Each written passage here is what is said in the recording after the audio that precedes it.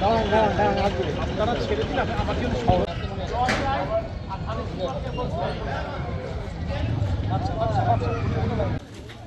কেমন আছেন আপনি?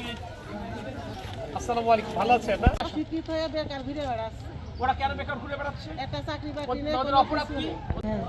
আমরা তো এমন বাংলাদেশ করতে চাই যে বাংলাদেশে কোনো দল করা লাগবে না, যোগ্যতা থাকলে চাকরি পাবে। আমরা এমন বাংলাদেশ করতে চাই যে বাংলাদেশে চাকরি পাওয়ার জন্য কাউকে টাকা দেওয়া লাগবে না। আমার বাবা তরিকুল ইসলামকে যখন আপনারা এমপি করেছিলেন, মন্ত্রী করেছিলেন, উনি যে এত মানুষের চাকরি দিয়েছে, কেউ বলতে পারবে যে তরিকুল ইসলামকে এক কাপ চা খাওয়ানো লেগেছে? লাগেনি। জিয়াউর রহমানের ছেলে, বেগম খালেদা জিয়ার ছেলে যদি প্রধানমন্ত্রী আমরা বানাতে পারি, তারেক রহমানকে, ইনশাল্লাহ আপনি দেখবেন আমরা ওই পরিস্থিতি আছে।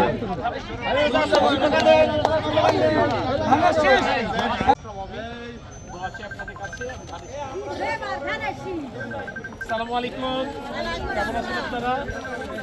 দোয়া করবেন আমাকে, আমি ধানের শীষ মাধ্যমে দাঁড়িয়ে। আমরা তো ধানের শীষের জ্বালায় আজকে 18 বছর এই নির্যাতিত হচ্ছি। সঠিক। এই করতে আমরা ঘরের থেকে বেরোতে পারি, ছেলেগুলো চাকরি দিইনি, 15 লাখ টাকা চাইছে, আমার ছেলে পরীক্ষায় টিকেছে, চেয়ারম্যানের কাছে বলে 15 লাখ টাকা লাগবে।